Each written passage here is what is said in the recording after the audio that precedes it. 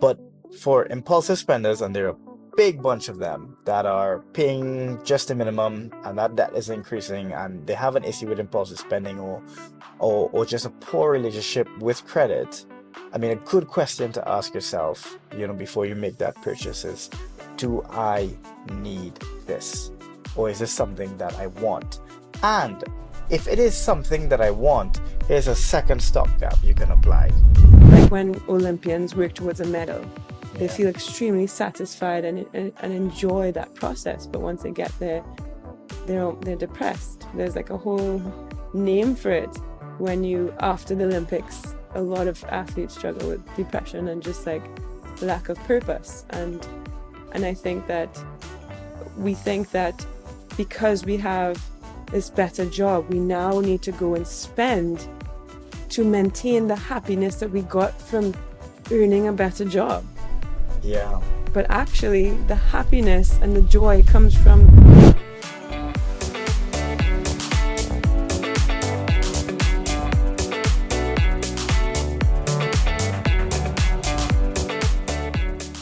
Welcome to another episode of the Debt Freedom Made Doable podcast with Henry and Bianca. What's up, folks? We are so excited to have you here, and we can't wait to see your comments and your thoughts on this episode. Well, this week, the week that we recorded this podcast, was Henry's 40th birthday. Woohoo! It is a biggie when it comes to introspection, and I just thought, I know I sensed with you that there was a lot of introspection going on, deep introspection. And I just wonder, and put you on the spot, but I know it's stuff you've been thinking about. Like, what have you learned in the last decade or the last 2 decades that you would teach your younger self? I know you said it a little bit in the last episode, but we're going to go deeper into this. But not only your younger self, but what would you teach your son? We have 2 sons, 8 and 3, and a daughter, actually. What would you teach them to help them to maybe avoid some of the mistakes that you made, but also to just help them to be in a really strong position when they reach 40? Before we get into that, where's my cake? I thought about bringing cake on the podcast, but first of all, Mm-hmm. you had like 3 cakes on your birthday. I mean, you didn't eat most of it. It was eaten by most other people, This is but true. you can have more cake on Saturday. So, and I also know that you're all about the flat belly. So I'm not going to do that. I'm not going to give you that temptation. Okay, if I'm brutally honest, y- you think about whether you did things right. You think about your failures quite a lot. You think about what you could have done better. And then you square all that thinking off against your present moment. And then you land at some sort of internal conclusion in your head.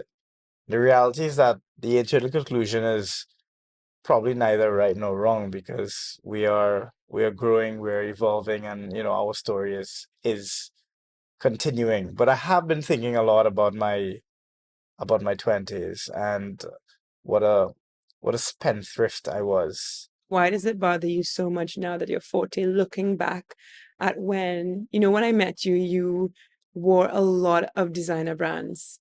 And, you know, I did not care at all about designer brands. And over the course of our relationship, you just lost your interest in them. But looking back at your choices there and your younger self buying all those things like that, I think it was like a really expensive watch you had one Mhm. time. What are your thoughts on that? What were you thinking when you thought back on that? Well, I think I got stuck in lifestyle inflation, so it's the idea that you spend to maintain a particular lifestyle, and as you get like a salary bump or you get some more money coming into the house, instead of maintaining your standard of living, which I wish I did back then, and I would probably advise my younger self.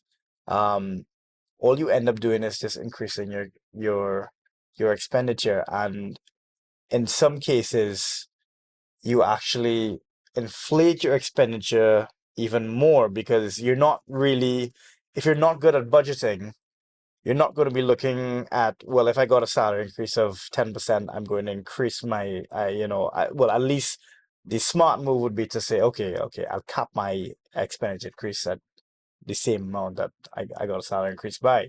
But sometimes you just end up spending as much as 15% more, 20% more. And I got stuck into that. And obviously, I think social media and societal pressures had some part to play in that. But credit cards were, I think, an imp an, im an important tool inside of that ecosystem that enabled lifestyle inflation.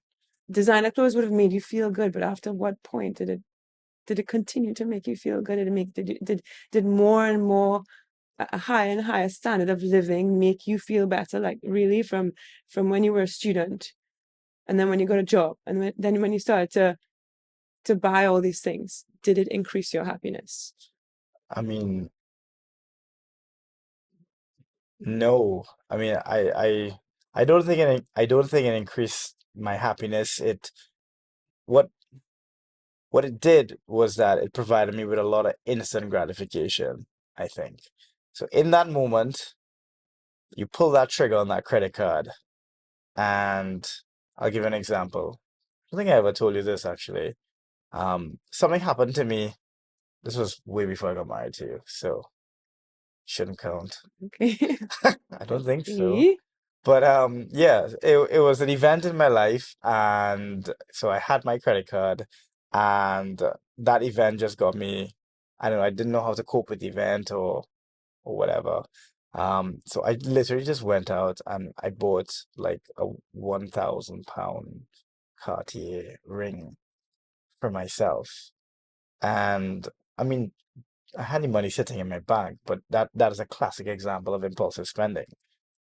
Like that purchase was not in line with my values and it was impulsive because it was driven by emotion. Mhm. But the point is that what I can tell you is that that's actually like one of the rare times in my life I remember making a purchase, and in that moment it felt really good. Mhm. And then literally within 12 hours you go back to, you still have to, So it's you still, it's it's it's actually not increasing your overall, it's not increasing your long joy, like the longevity of your happiness. It's just it's instant gratification, feels really good in the moment, but it doesn't last. It doesn't really last. yeah, Living, like increasing your lifestyle, doesn't really last. And there are other theories that say that, you know, it's the journey that satisfies you. It's the journey of getting somewhere that releases the dopamine, right? Not the actual, like when Olympians work towards a medal, they yeah, feel extremely satisfied and enjoy that process. But once they get there, they're depressed. There's like a whole name for it. When you, after the Olympics, a lot of athletes struggle with depression and just like lack of purpose. And I think that we think that because we have this better job, we now need to go and spend to maintain the happiness that we got from earning a better job. yeah, But actually, the happiness and the joy comes from the achievement. It's not, and and the purpose. It comes from purpose. And I think there's the lie, right? That if we just keep increasing our living standard, if we just keep getting a bigger house and a bigger car and nicer shoes and a Cartier watch and if Cartier watches exist, I don't know anything about these things, better vacations. If we just keep doing that, then we're going to get happier and happier. We're going to feel satisfied for a long time. We're going to be able to put our finger on the nail of joy and happiness because we are all after that at the end of the day. Everyone wants to feel a sense of of joy or of happiness. joy. Yeah. there's difference between happiness and joy. To me, happiness is momentary. Joy is long-term and long-lasting. Yeah. But the joy and the satisfaction comes from the process of achieving, not from the things that you can buy from what you achieved, what you earned, Yeah. right? If an Olympian takes their medal and sells it and then sells it for $1 million and then buys a flat for that, it's not going to give them joy just because they own a new flat. Yeah. What really gave them joy was the process of being purposeful. So I think that is just an argument for the fact that, for those who are in debt,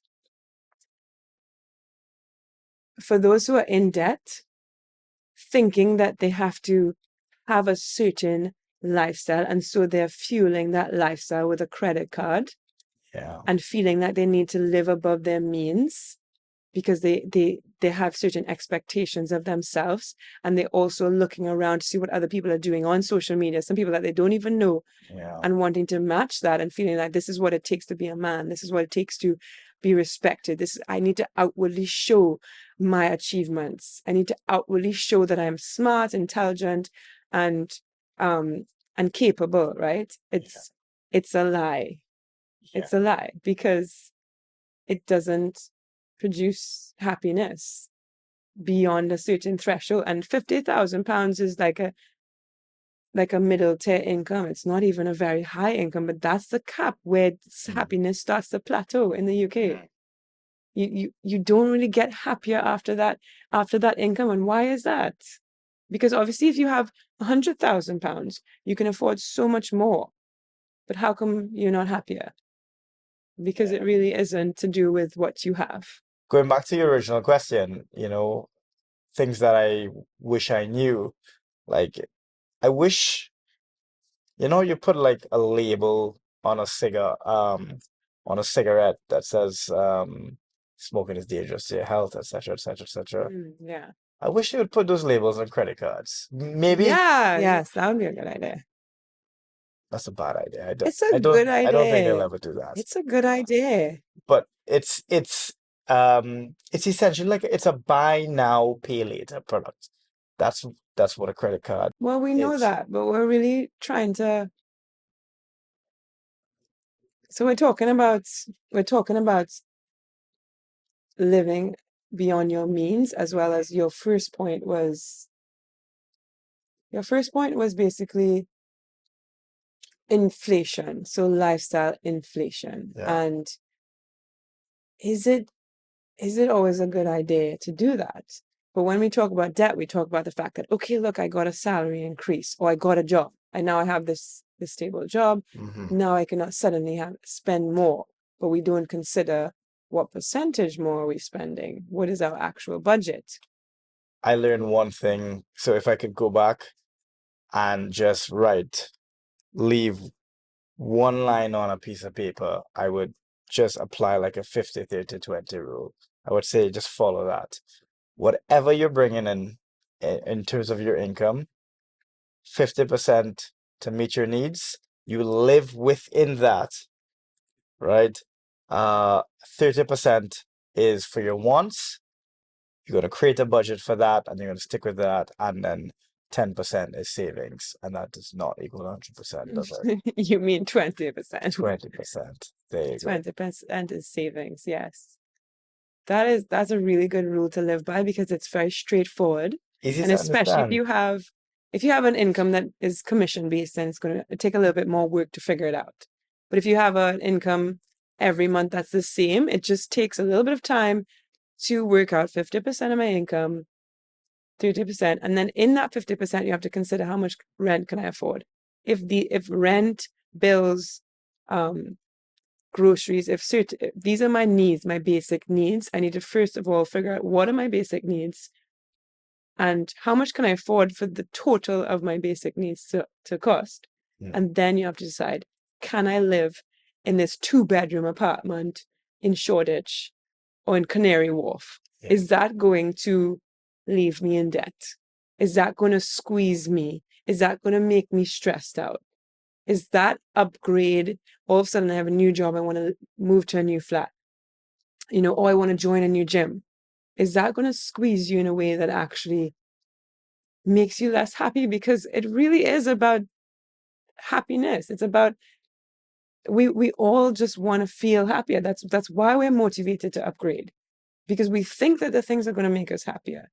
So you have to consider, if I do this, if I spend this money, or if I put this on my credit card, or if I upgrade this thing, is it actually going to make me happier? Is it and that could be calculated, because actually stress is like a leading cause of most diseases. So if you're going to be stressed because you don't have a lot left at the end of the month, or Hmm. are you in minus, Yeah. it's not going to be worth it. Yeah. So at least ensure that there's leftover every month, Yeah. and that you're not in the negative, and that you're saving 20%. I think that is the second thing, right? That we implemented, I think, early on, I think, at times, the 20% saving. I think that's something I did as well before I got married. Just putting stuff away, putting some away, and not living to paycheck, and having the self-discipline to yeah, put some aside. Because right, they say that you should have at least 6 months of income put aside. Yeah. You should always have at least 6 months of no expenses put aside Yeah.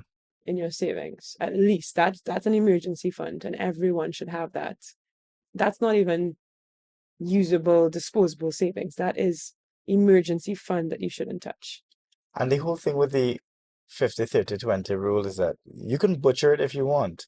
You can play around with the weightings, but there's some golden principles in that. So, for example, just making the distinction between needs and wants and savings is already a game Yeah. changer, Yes. right? The fact that, hey, wait a minute, I'm about to make this purchase on my credit card. Is this a need? Do I absolutely need this? And of course, there are going to be people who are on very, very, very tight incomes and have to use a credit card to pay off a bill. They have to put some groceries on a credit card because they need that facility to tide them over until the next month. But for impulsive spenders, and there are a big bunch of them that are paying just a minimum, and that debt is increasing, and they have an issue with impulsive spending, or just a poor relationship with credit. I mean, a good question to ask yourself, before you make that purchase is, do I need this? Or is this something that I want? And if it is something that I want, here's a second stopgap you can apply. Can I pay, sorry, can I make this, sorry, can I pay off this balance or this transaction at the end of the month? Can I actually afford it? Because if you can't pay that at the end of the month, that means that your salary isn't covering it. Or you're essentially just taking a loan. I'm borrowing money. Yes, it's I'm not borrowing within money your to buy this means. thing. That's right. And is it something that you need? I remember one decision was I think, a really great exercise we went through was changing where we shop for groceries. Do you remember that? Oh yeah, we moved from correct me if I'm wrong, from Waitrose to Sainsbury's to Tesco to Asda. Well, And different then people will to have different levels of income, right? But we landed on we were kind of going for convenience, what's closest, but that was also very expensive. Um, so we landed on something that was a little bit further away. It required you to ride your bike there because we lived in central London, so it's Mhm. better to not drive in the congestion zone. Um, so you used to ride your bike there with your backpack and fill up the groceries, and it was a little that we found was a lot more economical. You even tested like the vegetables to see their quality, to make sure it's not like you're buying bad stuff, but you went around looking for quality that was a good price. I love little. And we took our grocery bill down like hundreds of pounds every Absolutely. month, Yeah. which made it just gave us a lot more breathing And room. that freed up money to go towards our credit card, Yes, and our credit card payments. there's a to me, first, like, if you could again, still trying to answer the original question, or tie what I can back to the original question, is I'd advise my younger self, spend 1 hour a month Spend 1 hour a month on a Sunday. You finish all your partying for the weekend. Okay, you just finish the gym on the evening. Okay, yeah, you can always watch some TV, but spend 1 hour a month and have a look at your expenditure. Have a look at your budget. Create a budget. I think it should be mandatory. Sorry, it shouldn't be mandatory. I feel like it's a communist statement. But I think it would be so beneficial if everyone, whether you're in debt or you're not in debt, complete a statement of affairs. It basically is your individual P&L and balance sheet. You look at your income, you look at your expenditure, and then you just monitor and track it on a month to month.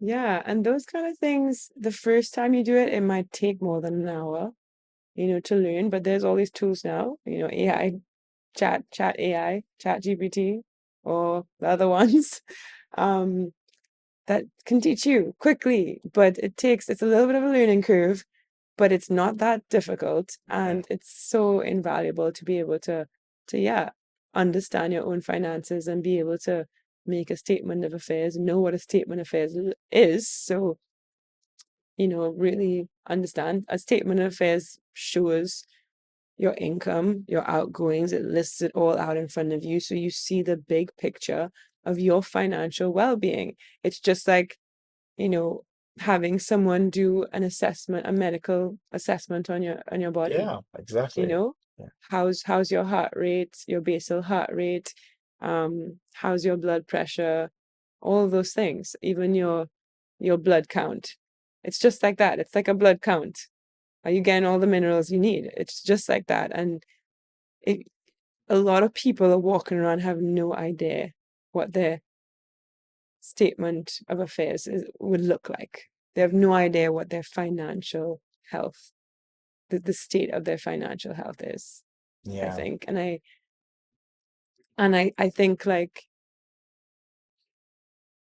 even with you having a good job at the age of 22 or 23, do you think that you had the right concept of your financial health?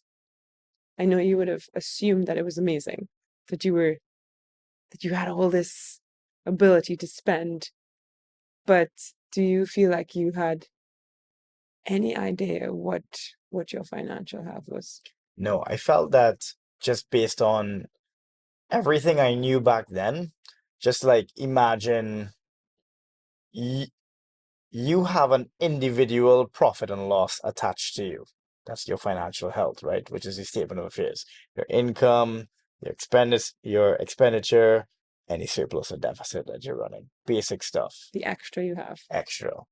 And back then, I think I was only wrapped up in your top line, your income part. How much more money can I make? Let me climb up the corporate ladder. And that was tied up into, all the other stuff we were talking about earlier on about peer pressure, societal expectations, social media, all that stuff. And, you know, had I taken a step back and actually looked at all the other stuff going on in my life, my expenditure, what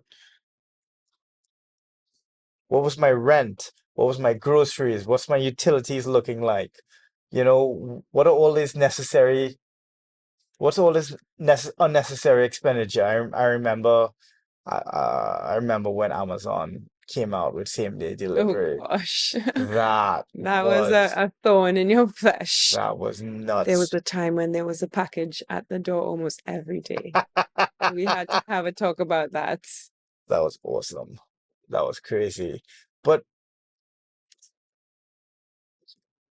going back to this idea of happiness, now we're doing those things and there's a sense of financial stability in our house. And you don't have a single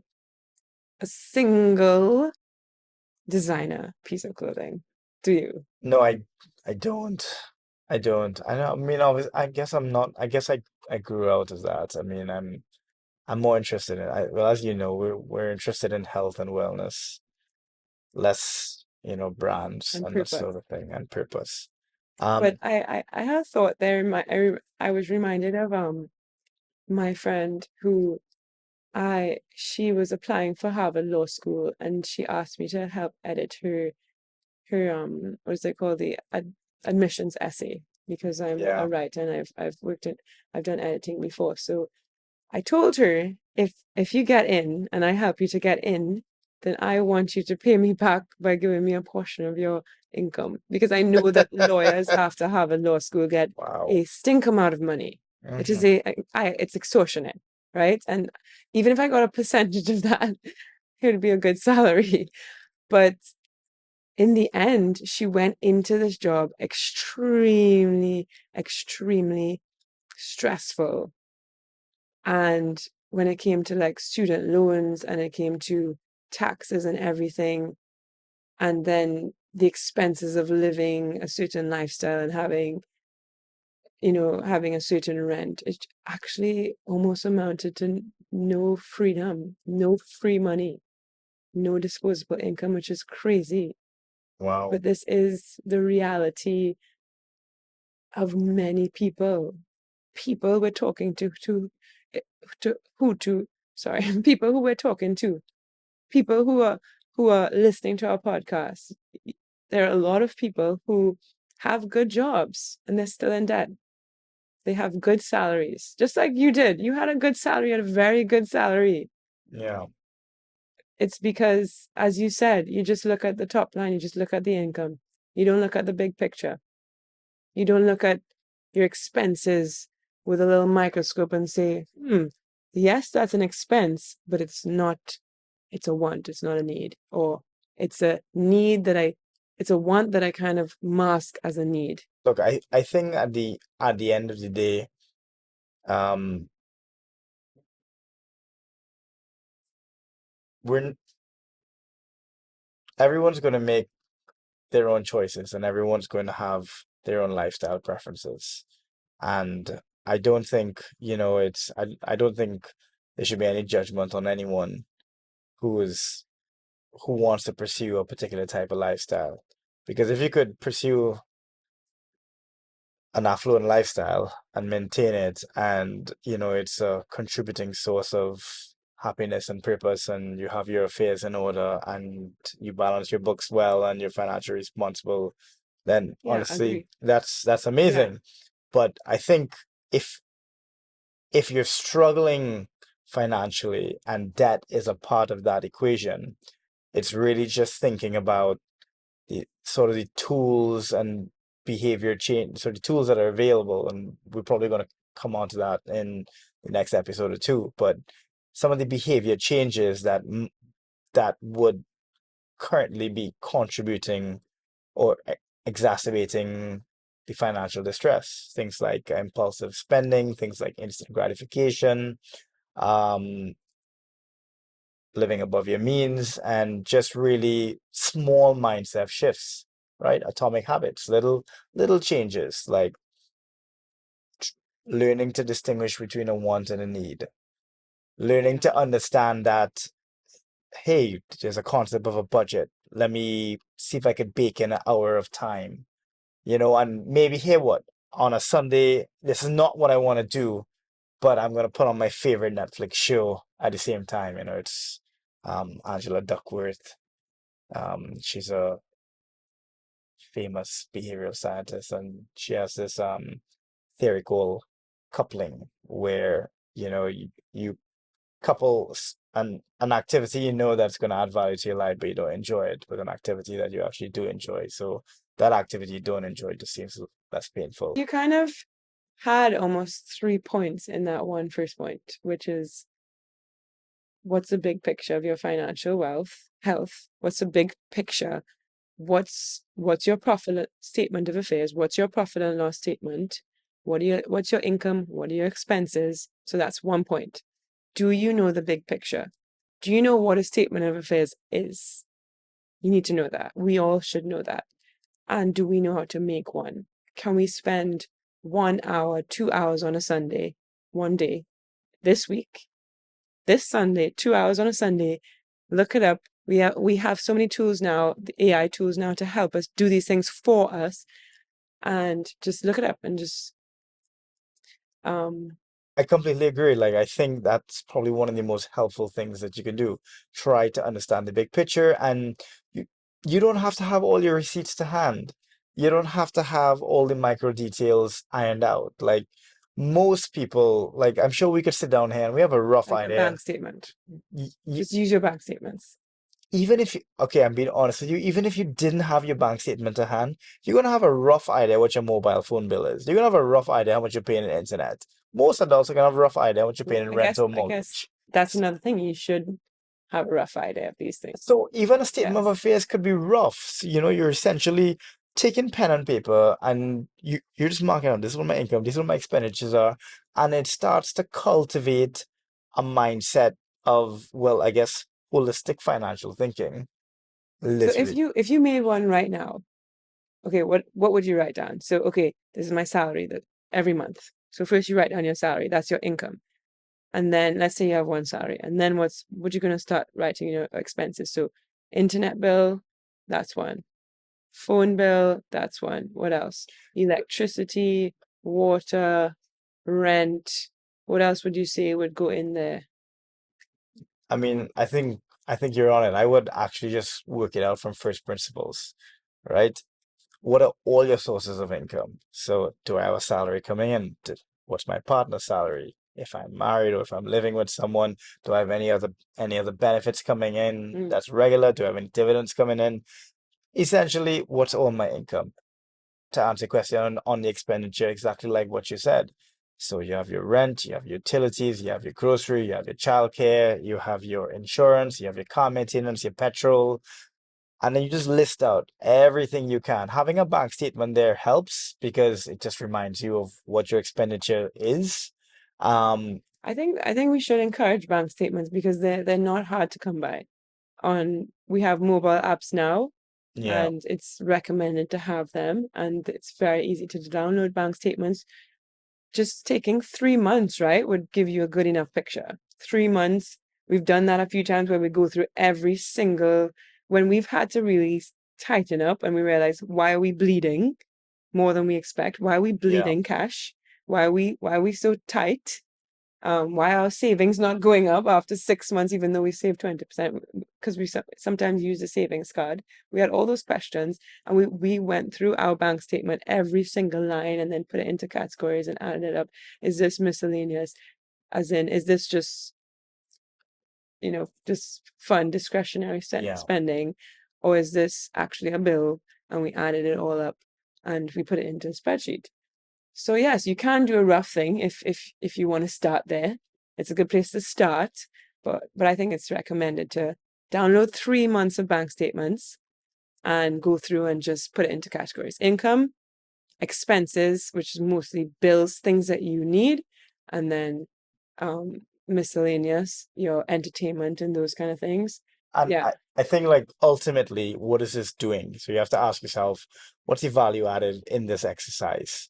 And it's training you to think about your entire financial situation. yeah, the big picture, It's training you to think about your big picture. macro. And yeah, that's right. And over time, you're going to start noticing some interesting things if you're Hmm. tracking it. Because essentially, what is the statement of affairs essentially develops into a budget. And a budget, once you have that, you start tracking it. And when you start tracking it, you start observing some really interesting things. Yeah, For example, yes. yeah, about your behavior. Grocery seems to be going up. Entertainment seems to be going up. Why is that? My surplus seems to be going down. And then you start spotting trends and it's the perfect red flag, sorry, yellow flag, red flag warning system that you can have. Mm. It's a self-imposed yellow flag, red flag. And it also, and then if you become more financially sophisticated, you use that to start setting your goals, Actually, you know? a really good yellow flag or red flag is if you save that 20%. Are my savings increasing? That is a good um measurement for whether you're financially well, because if you're saying, okay, 20% of my income is going towards savings, and what we also implemented, remember, that is going as soon as your salary hits, the 20% goes. Remember that? Yeah. But sometimes we would overspend and then you take out the savings card and you're swiping it. And then you realize my savings isn't going up, it's going down, or it's been the same for the last 6 months. Why is that if I'm saving 20%, which is this amount? And then you realize I'm overspending. And that is actually having a savings account, separate savings account, and saving that 20% and knowing how much that 20% is and how much you should have is a very good measure of how well you're doing financially. I think that actually was almost like the gauge for us, whether we were doing well. And that's the thing that made us like, oh my gosh, we need to start thinking about what we're doing because our savings is like frozen. Yeah. Honestly, there are so many different ways to save. You can set up a savings account. You can set up with all of these neobanks. They allow you to set up savings pots. You can do it old fashioned. You can set up a jar, and just try and save 10 quid or 20 quid every week and just make a commitment that I'm not going to go into this jar until maybe a special date, like, your birthday or your anniversary. And I think it's just these small atomic habits, exactly like what you just said. And if you're like us, we are all about out of sight, out of mind. So if you're like us, especially in the old days when we were younger, and you can't put your pot right there by your current account because Monzo has those pots, but you could easily take out of the pot. If you know you're going to be reaching into the pot anytime you need, get a whole separate card. And don't even download the app. Don't download the app for that separate card. You have to go on your desktop and get into online banking to see the account and tell yourself, I'm only going to check it once a month. Essentially, create as much friction as you can. Put the barriers in place to make it hard to steal from your own savings. Yeah. Because that's why I didn't get Henry a cake, because he already had cake for his birthday. And if I brought a cake just for the podcast, just to blow out, then right after this podcast, we're going to eat half of it. Exactly, right? Yeah. So, I mean, maybe we wouldn't because we're a little bit stronger with our willpower, but we love the principle of out of sight, out of mind. Right now. Anyway, let's not do that. It's really late. We're gonna wrap up there. This was a great conversation, and I thank you so much for sharing your insights. I know that was just the tip of the iceberg as to some of the things you've been thinking about. You're gonna be asking me for more reflections. I'm not gonna keep putting questions on you. I'm gonna give you a chance to question me.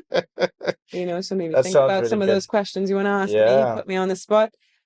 But really great reflections as we continue to remind ourselves and our listeners, we are on a journey. And even if you're 40 and you're still in debt, if you're 20 now and you have years ahead of you, it's about what do you do now, not what you did in the past. How can I learn? If you're 40, how can I learn from my past? But also, how can I go forward and do the right things? Have good habits and make good decisions, not look back, right? Let your past be your teacher and let your future be exciting. I can't remember what that thing is. To all our viewers, getting